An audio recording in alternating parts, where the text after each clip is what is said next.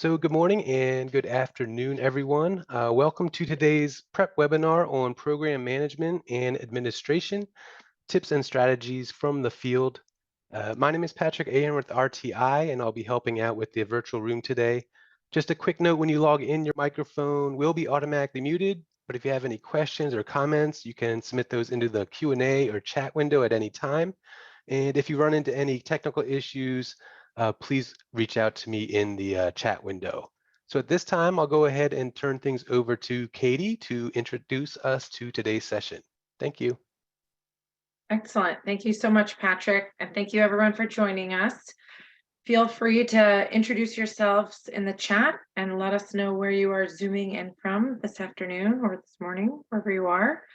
We're really delighted to have a webinar featuring 3 of our personal responsibility education program grantees to share a little bit about how they use different tips and strategies for program management.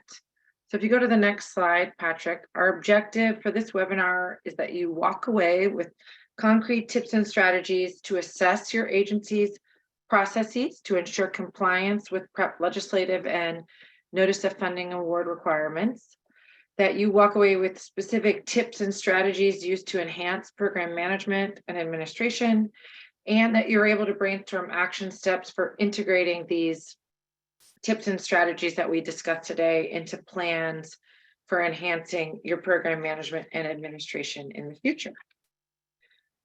To achieve these objectives, what we'll be doing is providing a brief overview of program management and administration. So we'll talk a little bit about the PREP legislative requirements and define what we're talking about. And then you'll hear tips and strategies from 3 current grantees. And then at the end, we would invite you to ask any questions you have. You can ask those of the grantee speakers, you can ask them of myself, and share any best practices that you use as well. So I'll go ahead and introduce our panelists today.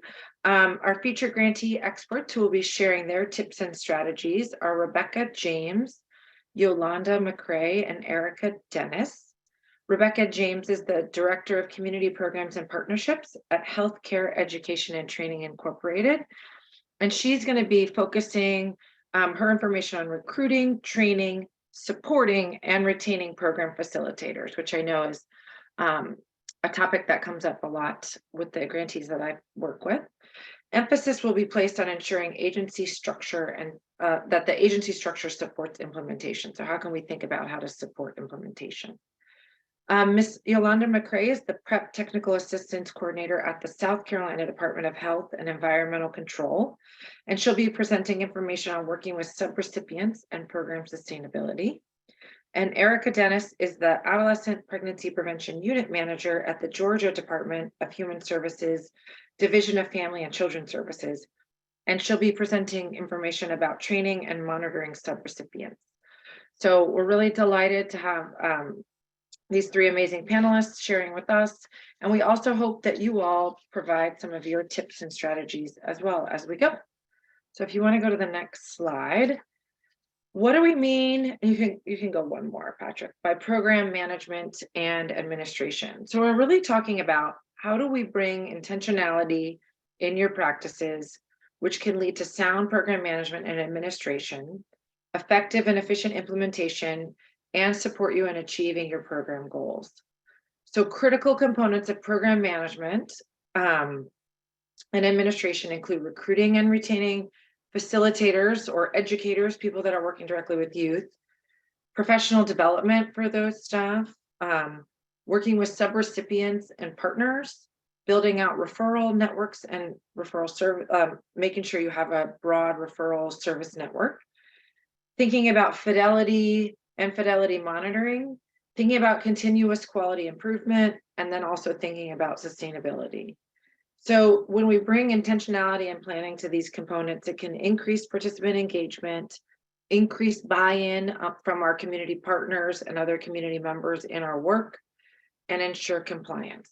So we'll quickly review our PREP legislative requirements and then keep going.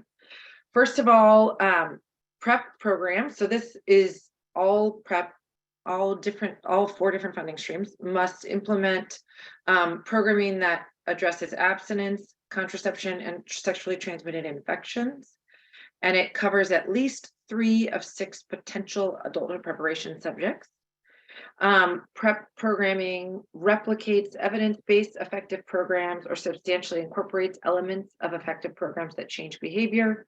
There's also the innovative strategies that allows us to learn more about these, like what might be evidence-based, and add to the literature there. PrEP programs are expected to maintain fidelity to the program models, ensure that the program that is offered is medically accurate and age and culturally appropriate, provide referrals to healthcare and other services. And just a quick note there for the Family and Youth Services Bureau funding cannot be used to pay for those referrals, but it is expected that there is a referral network or service there. Includes a positive youth development approach in the program implementation, is trauma informed, collects and reports on the OMB approved performance measure, and focuses on youth between the ages of 10 and 19, and in general who are at high risk of becoming pregnant or have special circumstances. So those are the legislative requirements.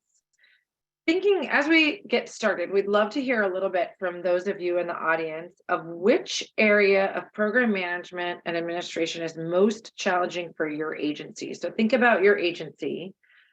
And these are the options for today: working with sustainability and partners, recruiting and retaining facilitators and staff, continuous quality improvement, professional development, implementation, referrals, fidelity, or sustainability. Go ahead and take a minute to answer the question.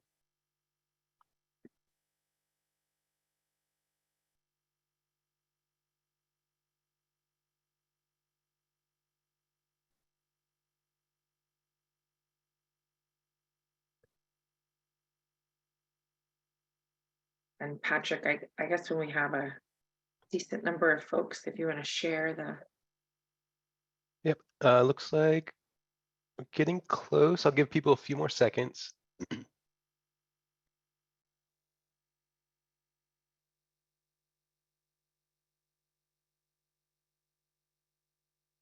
All right, so it looks like about a third of you. The most challenging is recruiting and retaining facilitators and staff. And so that's clearly the winner here, but also thinking about referrals and then a smattering of some of the other, less about professional development. Awesome. Thank you, Patrick. Our featured grantees will discuss the tips and strategies that span these topics, and hopefully will address some of the challenges that you're experiencing. And we will have some time at the end for additional questions, as I mentioned. And just one more final plug: if you do need additional support on any of these, I would encourage you to talk to your project officer about requesting technical assistance. And we're always happy to provide that as well. And now I'm going to turn over to Rebecca. Thank you, Katie. No pressure as I get to present on the hottest poll answer there. So hopefully we can share some good tips today. Good afternoon, morning, wherever you're from, wherever you're at. Happy to join you all today as a fellow grantee to learn, as well as share tips and strategies for program management and administration from our experience here at Healthcare Education and Training.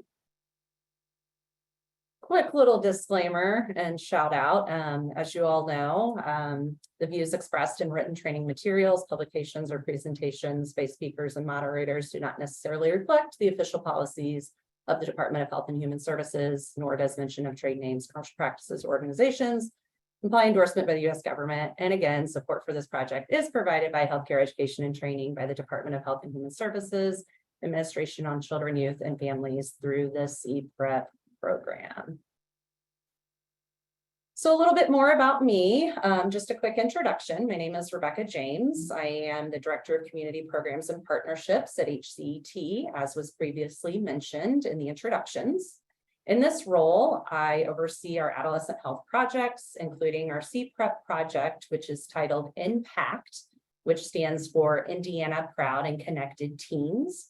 Before my time at HCET, I worked many years in direct service in youth development, as well as administration in various Boys and Girls Club organizations. I'd also like to quickly share a little bit about our organization with you. At HCT, we work to improve reproductive and sexual health outcomes for all. We've been providing education, training, technical assistance, program support, and evaluation services to professionals since 1994. Our geographic reach includes the Great Lakes and Midwest region. And we are unique as an organization in that we work directly with professionals and providers such as clinicians, youth workers, and educators to provide them with the resources they need to serve communities. Next slide, please. And our mission at HCET is to provide comprehensive program development, education, and training to improve reproductive and sexual health outcomes. And I will now introduce you to some of our adolescent health work and projects and highlight our years of experience with program administration. We have been successful in implementing 6 different multi-year projects since 2012 to provide sexual health and adolescent pregnancy prevention programming to over 21,000 young people throughout Indiana. And as I previously mentioned, Impact is the name of our current CPREP project.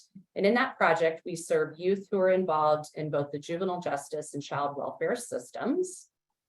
Throughout all of our adolescent work, we have overseen the implementation of 10 unique different evidence-based programs in partnership with many different communities and many different settings, ranging from correctional facilities, detention centers, residential and treatment centers, emergency shelters, urban, rural, and alternative schools, and many different community-based organizations.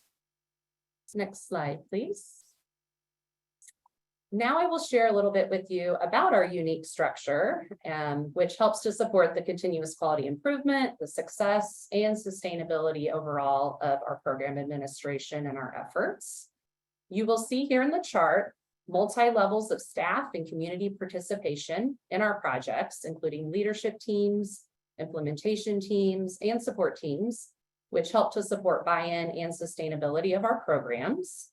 At the top, you will see as the example today, we were awarded a grant from FISBE to implement CPREP programming.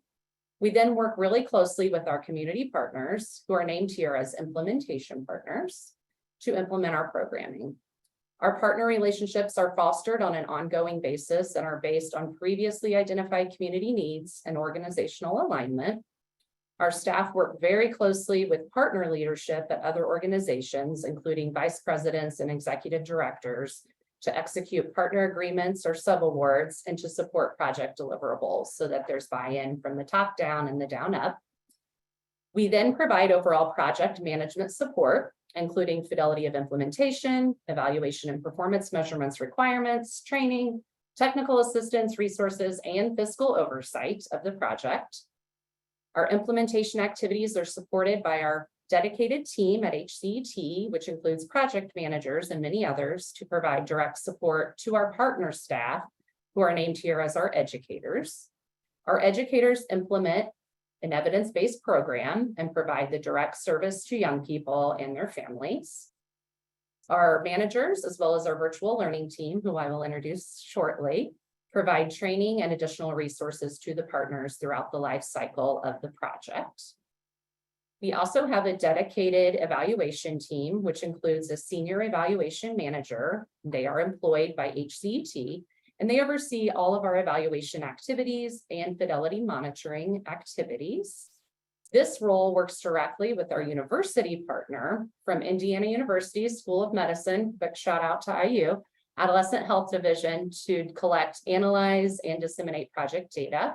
This partnership also provides us access to an institutional review board, otherwise in what you all know as the IRB. And then sustainability is woven throughout this structure with the diverse representation from our team at HCET, which we are the grantee organization, and our community partners.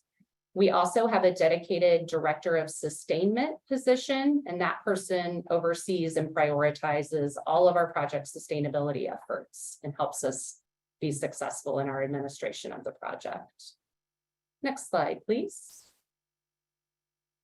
And this now takes me to our continuous quality improvement process, which demonstrates how each step supports program administration. You'll see at the bottom in number 1, we have our needs assessments, which are very critical. These are conducted on an ongoing basis. Our assessment data is used to inform our programs, and the needs assessments are facilitated by our staff at HCET at the community level alongside community partners so that we can understand and value and respect the needs of the community we're working with. And then above that, you will see our trainings and technical assistance that are provided throughout the program cycle. Our training and technical assistance includes a lot, but mostly a lot of communication, frequent communication with our implementation partners and meetings to support implementation. Individual technical assistance needs and requests, topical trainings, sometimes in person, sometimes virtual, trainings of facilitators or TOFs on different curricula, and many, many webinars and Zoom sessions, such as today. And then at the top, you will see our continuous quality improvement steps, which include the ongoing evaluation of the project through surveys, data analysis, focus groups, interviews, our evaluation teams, and engaging our stakeholders, which is what's most important throughout the life cycle, of course. So that summarizes our project structure and then the key elements to support the success of the program, kind of behind the scenes. And now I will share some of the strategies, which will hopefully answer those of you in the poll about how to be successful with staff recruitment, training, and retention. Hopefully you will see how these are all interconnected. For us, successful recruitment includes word of mouth. We leverage our partnerships, our regular connection with our community members and partners and friends, and various social media platforms to share our opportunities, in addition to utilizing the very traditional job recruitment systems and portals that you all are probably familiar with. Upon hiring, staff at HCT and our partner staff will go through an onboarding process, both in person and self-paced through online modules, followed by many, many meet and greets or introductions and time with different people. Then job-specific training, which could include their curricular training of facilitators and topical webinars specific to their role. Ongoing training and support is then provided through resource sharing, such as the HCT Facilitator Toolkit that you see here. And we also use many interactive platforms, such as SharePoint, as well as regular communication, like I said earlier, through our Zoom meetings or in-person meetings with our partners, sometimes phone calls. Retention, we have found that retention is supported very well when there are career pathways that present very clear career mobility opportunities to staff. Pathways often include specific opportunities for professional development, certification, mentoring, shadowing, and ultimately advancement with increased compensation. This has been very popular, especially among our very young staff that are coming right out of college, for them to see specifically what is ahead and could be available to them. HCET also provides a great benefits package, which includes wonderful flexibility, retirement plan with match, personal days, and really simple things like bringing our dog to work day on Thursdays, just to name a few. These great benefits, alongside ongoing and regular open lines of communication and support from team members, have resulted in very high rates of retention as well as satisfaction among our team and partners. Before I wrap and pass it on and conclude, I would love to share with you all a tangible resource and tip that you all are welcome to use that I mentioned earlier. And this is our virtual learning platform, which you can find at learn.hct.org. Our virtual learning courses include self-paced modules that are developed to support the onboarding and ongoing education of facilitators and project stakeholders. It's very sustainable, it's available, it is reviewed annually, it's medically accurate, up to date, and really, really good content. So you all are welcome to that resource, and you're welcome to share it with those that you work with in your communities. Next slide, please. And then please follow us. You're welcome to find us on Facebook, Instagram, and Twitter. We always put out announcements for those webinars that I mentioned earlier, as well as things that are on our virtual learning platform. and various other things that we have coming up. If you're in the Midwest region, even our in-person stuff will be put out there, but daily resources are there too that have been very useful for our partners as they are implementing prep programming. And that is it for me. Thank you so much. I am happy to now pass it to Yolanda. Thank you. Good afternoon and good morning to some. I'm Yolanda from the South Carolina Department of Health and Environmental Control. I'm the PrEP TA coordinator, and I've been in the position probably for about 2 years, and just go share a few strategies we use in South Carolina with our subrecipients in sustainability. Next slide. The position of the PrEP program coordinator is currently vacant. I'm in the intern position for that position right now, but we work with a partner that provides all our training and capacity building, and they manage our contract. So that's Meredith Talford with Fact Forward. And we also contract with the University of South Carolina, the Arnold School of Public Health. We have 2 evaluators that handle all the program evaluation, Dr. Makata and Dr. Mona Lisa. Next slide. So PrEP is a partnership between SCDHEC and Fact Forward, and basically we are responsible for all the oversight of PrEP program management. We do all the reporting to FISB. We ensure effective overall grant implementation. We provide technical assistance, and we work with a local coordinating agency. I'll refer to those as a LAC. And we also handle all the TA for the APS and a TA provider for our parent-child communication events. Fact Forward serves in the capacity as the fiscal agent for us, and they also provide additional trainings. Grantees are responsible for having 4 trainings per year for the facilitators, and Fact Forward also handles technical assistance related to any curriculum and capacity building assistance. Next slide. USC Arnold School of Public Health, they implement the PrEP evaluation, but we're making a change in our agency. We have recently hired 2 in-house program evaluators that will be handling all the program evaluation for us.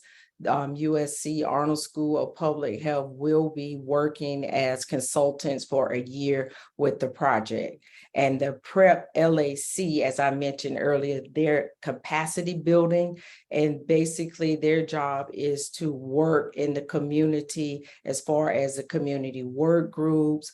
They help the implementation partners if they have any barriers as far as retaining and obtaining facilitators, recruiting youth. They hold the community-wide events and programs, and they also are responsible for holding the community work groups where they collaborate with community partners to address alcohol, tobacco, other drugs, in addition to what we already do with PrEP. Next slide. So basically the goal of the capacity building partner is to work with communities that have little or no experience implementing youth-focused reproductive health evidence-based programs, and or they don't have any active community work groups consisting of any diverse and engaged partners from a broad spectrum of community sectors. The goal is for them to build and enhance the community's capacity to implement a youth-based, evidence-focused reproductive health program and to support the young people in their communities in becoming self-sufficient adults. The capacity building partner, or the LAC, they have the ability to transition into program implementation in year 2, contingent upon their performance as the LCA. Next slide. each partner will have their own sub-award contract. So we have a implementation partner and we have a capacity building partners. And prep partners have their own sub-award contracts and they're responsible for managing their own expenses and meeting all the grant deliverables, and also meeting with the prep team, the TA coordinator, handing in all evaluation with USC School of Public Health, and working with Fact Forward on any sustainability. Communities also that have experience implementing some type of evidence-based program previously with a group of identified young people and have community work groups consisting of diverse and engaged partners for a broad spectrum of community work. And the LAC coordinates the community-wide efforts and events, and they try to help mobilize the community with work groups, implementation, and any tools and resources they need. Next slide. So TA is mandatory, and we try to check in with our grantees on a monthly basis. It's not really a long call. It's just a quick check-in, pretty informal, and we may discuss sustainability. We'll discuss the community work group. So the TA coordinator and a person from the evaluation team, we typically attend their community work groups and often could give any input or any updates from our end. We check in with them about their condom access points and their referral network, their process, offer any suggestions on how obtaining new partners or potential partners that they can refer the youth to. And we also can go over any training needs. We recently started doing quarterly check-ins with the whole group, and we discussed pretty much same things. We'll go over sustainability, and they often, could talk about plans and moving forward if they are not awarded the funds again, or if they have other needs in helping out in their community. They discuss the community work groups, condom access points. They'll go over referrals. They'll talk about different partners that they have and kind of work together to share their partnerships, and any changes to the LCA, if there are any changes in staff or any things that we need to know on our end. And we also take this time to remind them of invoices, turning implementation plans, fidelity laws, and community work groups advice. Also, we remind them about their quarterly progress reports and parent-child communication event reported to us. Next slide. So that was it for me. Again, I'm Yolanda, the technical assistant in Columbia, South Carolina, and I will pass it on to Erica. Thank you, Yolanda. And of course, good morning and good afternoon to you all. I am Erica Dennis, and I serve as the Adolescent Pregnancy Prevention Unit Manager for Georgia's Department of Human Services, Division of Family and Children Services. So today I will be sharing tips and strategies on working with subrecipients. Next slide, please. So just to give you a little information about our agency, Georgia is actually both a state prep and state SRA grantee and has been since the inception of both grants. And so in my role as APP unit manager, I oversee both of our programs. We administer the funding received by FISB, and we provide subrecipients with that funding to implement programming in their respective communities.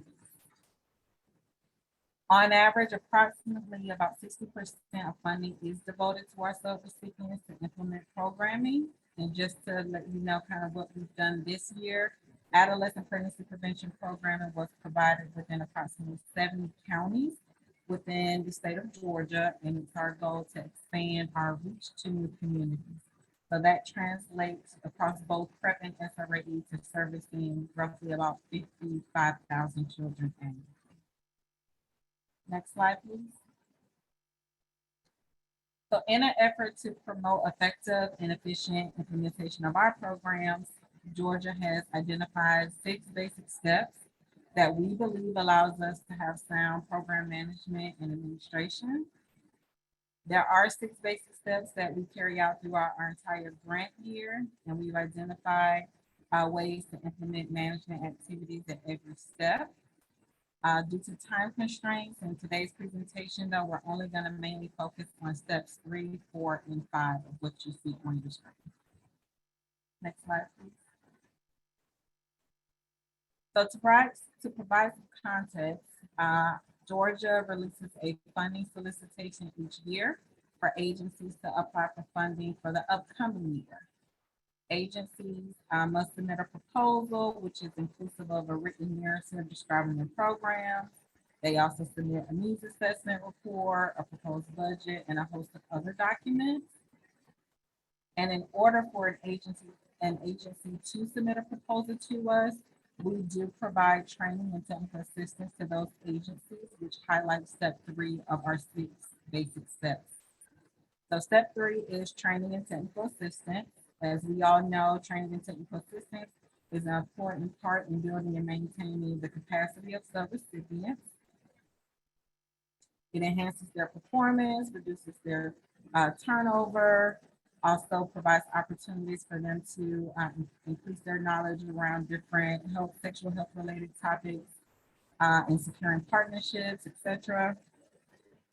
Before an agency is able to submit a proposal, Georgia hosts what we call a statement of need webinar to review the requirements for APP programming and the requirements of the division that must be met in order to establish a contract agreement with an agency.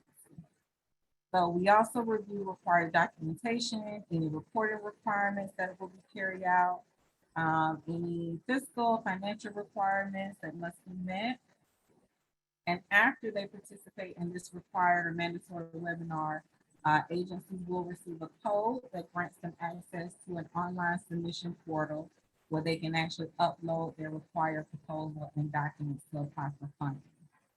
So we in Georgia, we provide training and technical assistance very early on in the process of working with these agencies in order to ensure that they know what the requirements are, all the information that we're going to ask of them before we even receive their proposal. Next slide, please.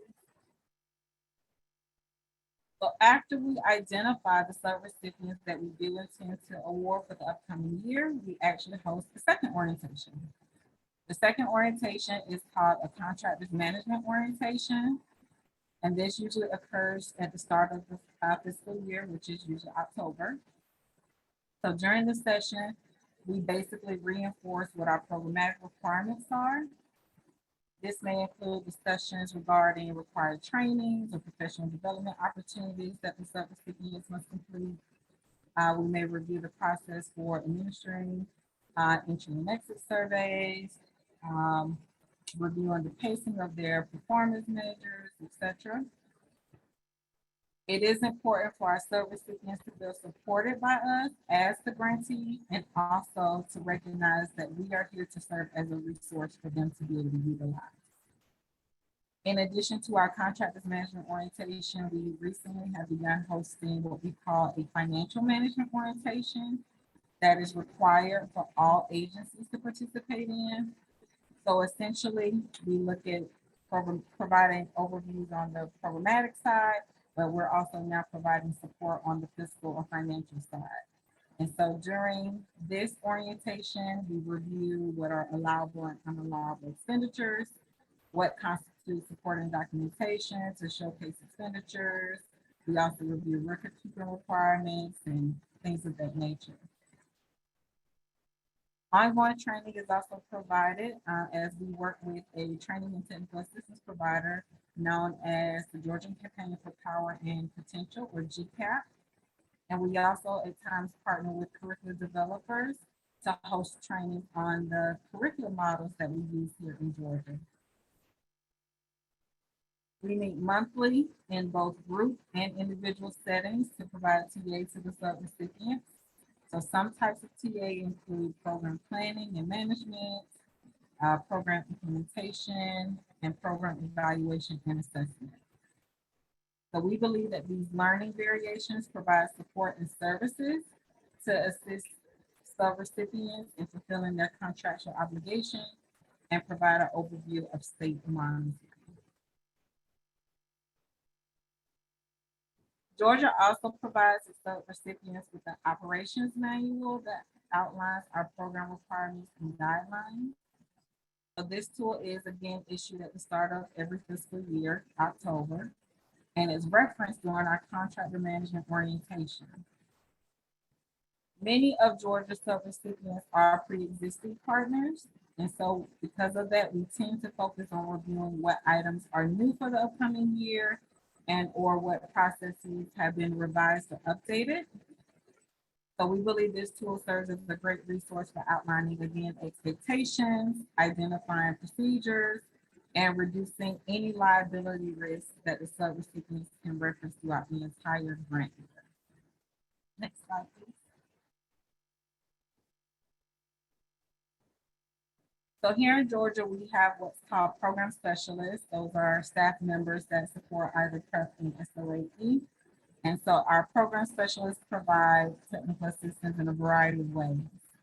Contractors are also able to request TA support from their assigned program specialists. TA is provided via phone, is provided via email. We also schedule virtual meetings utilizing Microsoft Teams, and sometimes we also do on-site visits. TA assistance regarding curriculum, adaptation, data collection, surveys, and fidelity monitoring is provided by our partners with GCAP, and we also have an established partnership with Georgia State University. We provide training opportunities also that go beyond just submitting of the application and awarding of funds to our subrecipients. And we also allow our subrecipients to utilize their funds to build their own capacity. So they are able to utilize their funds to attend trainings conducted by other entities with expertise in particular areas. Now this year, what we're looking at doing is actually establishing a training calendar with all of the different trainings and professional development opportunities that we plan to offer to them for the entire year. So next slide, please. Thank you. As you can see, Georgia is very heavy on providing training and technical assistance. So step 4 of our 6 basic step process that we believe allows us to have sound program management and administration is tracking program progress. So within our contract agreements, we identify and list performance and outcome targets. This is done so that we can ensure that milestones are met, but also to assess whether the subrecipient reached its intended goal. Contracts are a great tool to monitor performance because they allow for a clear representation of expectations and requirements. This also allows us as the grantee to ensure that the subrecipient is conducting activities that have been approved by us within an agreed upon time frame, and most importantly, within budget. Next slide, please. So Georgia also tracks performance by requiring our subrecipients to submit a monthly programmatic report. So we provide access to the subrecipients for them to utilize either an online system or an Excel workbook that is used to document information about their contract deliverables and the progress towards those goals. So what you're seeing on the screen is both the online system that we use as well as the Excel workbook. Subrecipients are also able to notate any challenges that they've experienced for the month, and if they are in need of any TA as well. Monthly programmatic reports are to be submitted to their assigned program specialist by a specific deadline, and assigned program specialist reviews the programmatic reports before we process any request for reimbursement, and this is for us to ensure compliance. So we need to make sure that programmatically they are carrying out the activities accordingly before we agree to proceed with approving reimbursement requests for payments. Next slide, please.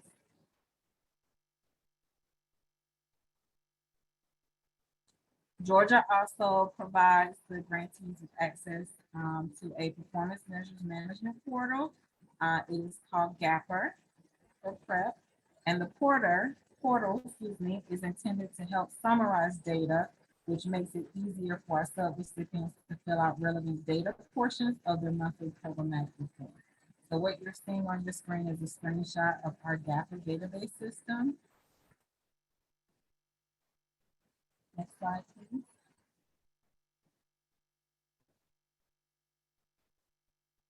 And that brings us to step 5, the monitoring strategies and procedures. So we implement monitoring processes to ensure, obviously, that the subrecipients have complied with contractual agreements and our adolescent pregnancy prevention rules, that they deliver agreed upon services and achieve the results or outcomes that were intended. The right-hand column lists a variety of activities and information that is reviewed on a continuous basis in order to effectively monitor contract compliance. This does allow us to track the actual service provision for each of our subrecipients. Topics that we investigate here may include internal controls to guard against financial mismanagement, conflicts of interest, procedures for assessing risk, the scope of monitoring, just to name a few. And so for us, from experience, we know that possessing a cooperative and problem-solving relationship between grantees and subrecipients is paramount. Some of the key elements that promote having a great relationship is having a open and consistent communication, providing ongoing TA support, and frequently monitoring for progress performance. Next slide, please.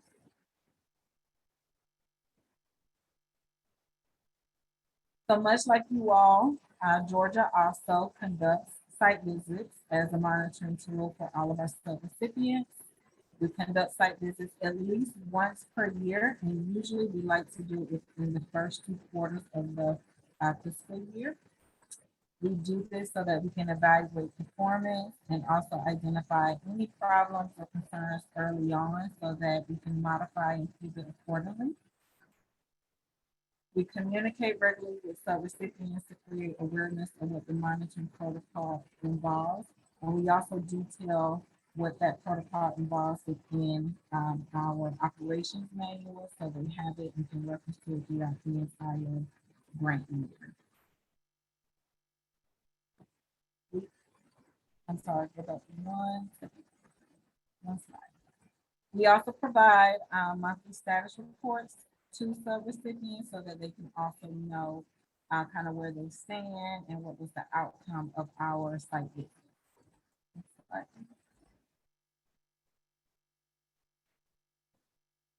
So in conclusion, Georgia has found that we are able to manage our subrecipients effectively by having a complete system of supervision, by being consistent, supporting their capacity through various trainings and TA and education. We know that this helps their programs to be more effective at supporting at-risk youth while also ensuring compliance with the APP guidelines. And so for that, I hope some of the aforementioned strategies that we incorporated here in Georgia may be helpful for you all in enhancing your program management and administration at your respective agencies.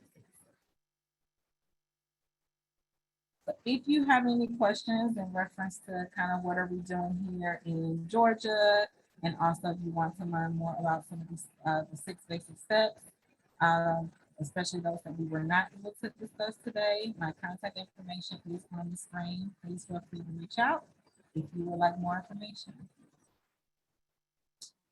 And I will turn it over to Katie. Awesome. Thank you all so much. This has been wonderful. I know, Erica, we can start with this first question, and everyone else on the webinar, I'd encourage you to put your questions in the chat or raise your hand if you have a question for our panelists. Shara Thorpe was wondering if you would be open to sharing the document, Erica, it was the operations manual with folks via email. And maybe the best way to do that is she could email you directly using your contact information. Absolutely. We are actually, we just wrapped up completion of our operations manual to go live for FY24. So if you would like to receive a copy of that, please feel free to send me an email and I can share that. So thank you. I know I had a couple of questions while people are thinking of other questions. Rebecca, I was wondering, how do you, so it looks like your implementation partners have a lot of the responsibility for hiring kind of the in-person facilitators. How do you support them in recruiting and retaining staff?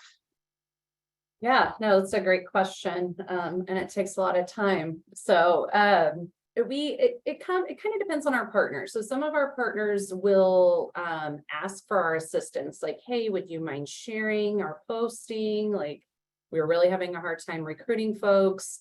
But really, truly, they do a lot of that work, and we help leverage the unique efforts that they all have. So like the career pathways that I mentioned, that was something that started within one of our partner organizations and has been replicated kind of throughout our community.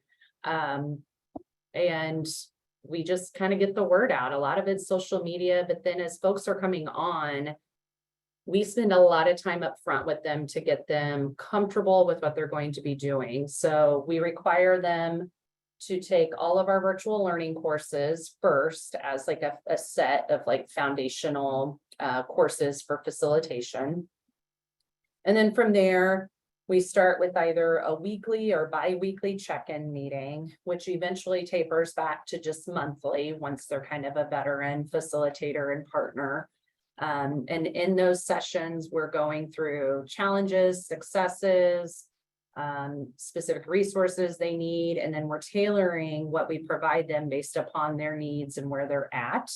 We often have a pretty good idea of what that is before we even meet with them. Just, you know, if they're new or if it's an organization we partner with for a long time that already has that infrastructure, those folks typically fold into it very easily and quickly. Our very brand new partners, we know that we need oftentimes up to a full program year to get people really comfortable and off the ground. So we just anticipate and carve out a lot of time. The facilitator toolkit that I shared the little image of, that is another just like handoff that we give them so that they can take it with them and refer to it as needed. And then as my fellow presenters mentioned, we have very similar processes when it comes to fidelity monitoring and site observations. So any new person, we're going to go out and see them. We're going to see all of our new staff up to 2 times, pretty much right away.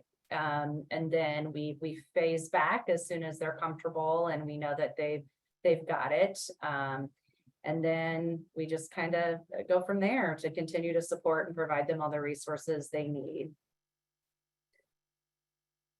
Awesome, thank you. So you as the support organization do a lot of direct work to help onboard other organizational staff. We do. And we have also recently created a presentation that we take and offer to our partner organizations that either we or our partner educators or us together can present to their greater organization so that they can generate buy-in or for recruitment for youth. So we walk them through the curriculum we're using. We introduce ourselves as an organization. Sometimes larger organizations may not know what's happening down the hall with the youth development wings. So we kind of help foster that relationship just to generate greater buy-in and sustainability through just a quick presentation. Awesome, thank you. And then I had another question for Yolanda. I wonder if you could tell us a little bit more about, so it sounds like you have 2 different types of grantees, one that are replicating evidence-based programs and one that might need a little bit more support. What are the performance measures, or how do you support the I think they're the capacity building partners, or I can't remember the names of them.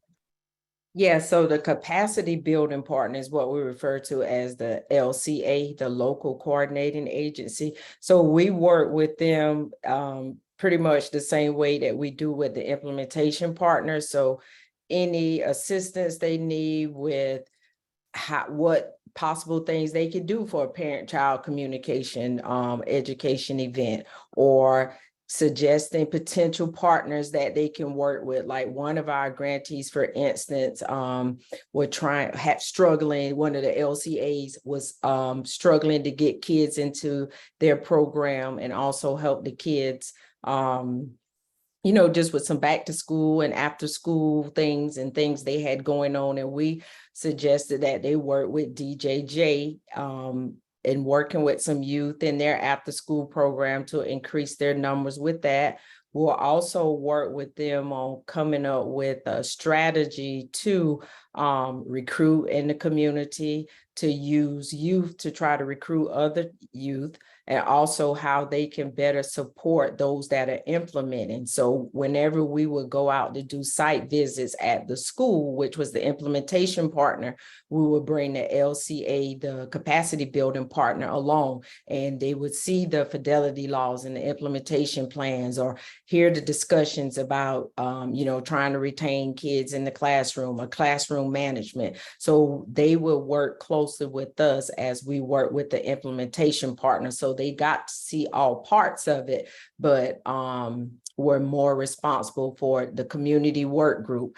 And like I mentioned earlier, myself as the TA and the one person from evaluation team, we always attend will typically always attend their community work groups, and then we'll provide feedback about, well, hey, this partner mentioned upcoming event. Maybe you can work with them and do some recruiting there, or maybe you guys could, trade off with youth. Once they finish that program over there, they can come to your program. So we just try to give them feedback and as much hands-on support, whatever that may be. Even we've had some needing help with additional funds, letting them know about other grants or other funding opportunities.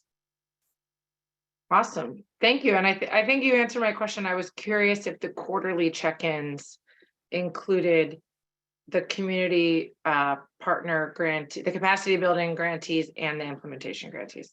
It does. So when we meet with them monthly and quarterly, they're in those meetings as well. Yes. Awesome. Thank you. And then Erica, had one quick question for you about the GAPR program. Did you all build that yourself, or was that something you purchased, or that? I was very curious about that. Yeah, absolutely. We actually partner with Georgia State University to build the GAPR database. I know this was in motion prior to my onboarding, specifically with in this role as agency unit manager. But yes, it is a newly developed system. It's been operational now, going on for roughly about 2 years. And so we're very proud of the system and its capacity.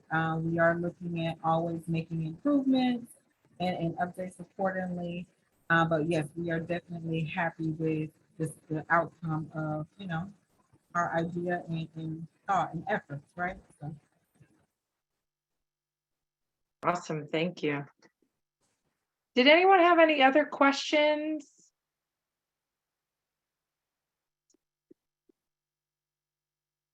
For our speakers today? All right. In the chat, if you could put one tip that you're going to take forward with you, or one new thing that you want to bring back to your team to share with the rest of us, that would be great. So go ahead and write one new tip or something you learned today that you're going to share with your team.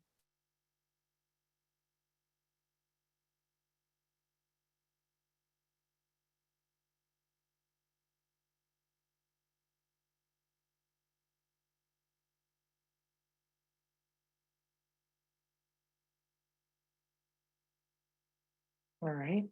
The HCET virtual trainings. Awesome.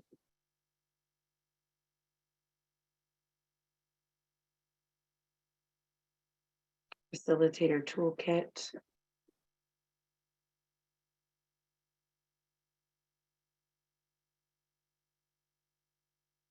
Yes, Patrick, could you put Erica's contact information back on the slide?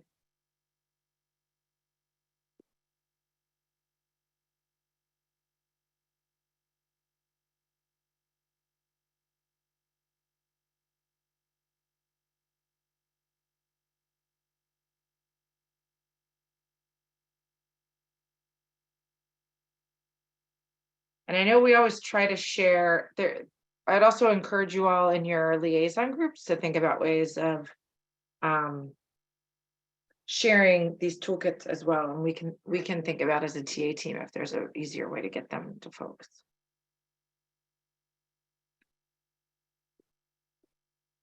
Awesome. And we will be these slides will be available on the exchange probably in the next 3 to 4 weeks. And then we'll also, so you can, if you need to refer back for more information or for the contact information, that'll be available, and the recording will be available as well. Excellent. So with that, Patrick, if you could put up the final slide. So you can either click on this or QR code, or when the meeting ends, you'll also be directed directly to a survey. We'd love to hear more about your experience on the webinar today. And it also allows us to learn more about what you hope future webinars will cover. We are planning for the next fiscal year right now, so we're always interested in what other topics you would like to hear about. And yes, Rhonda, the recording will be available on the exchange probably in 3 to 4 weeks, and we'll also, we can send out a note, e-blast when it's available as well. And what else was I going to say? Oh, and I would also encourage you to check out the podcast. Season 2 of Youth Elevated is available now, and there are some tips and strategies down there for some of these things as well. Awesome. Well, with that, we'll go ahead and end the webinar. Thank you everyone for your participation today, and we look forward to talking with you soon.